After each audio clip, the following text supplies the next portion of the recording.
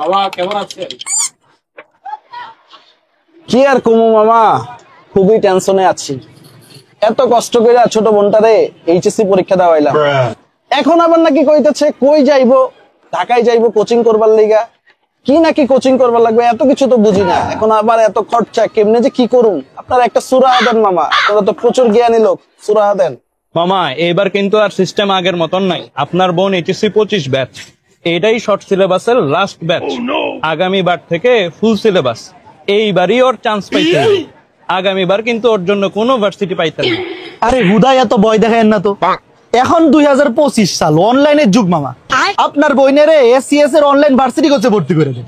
এরা physics, chemistry, math, biology, Bangla, ইংরেজি, ICT সব এক কোর্সেই পড়ায় দেয় মামা।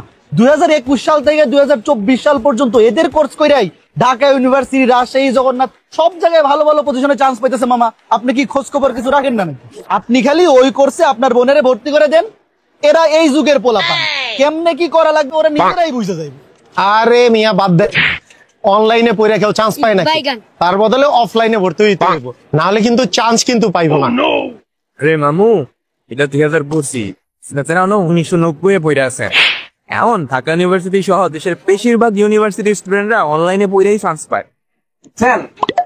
মামু আপনার কল আর কস্টিপের বিলটা। বাবা অনেক কিছুই তো কইলেন, এখন খরচাপাতি কেমন যাইব একটু কইবেন? আমার কোর্স তো কিন্তু বেশি না, মাত্র 4,000 টাকা। কি কন, প্রত্যেক মাসে 4,000 টাকা? মামু পুরো কোর্সের দামই 4,000 টাকা। বলেন কি, তাইলে তো আজকেই ভর্তি করাইয়া দিতে হইব।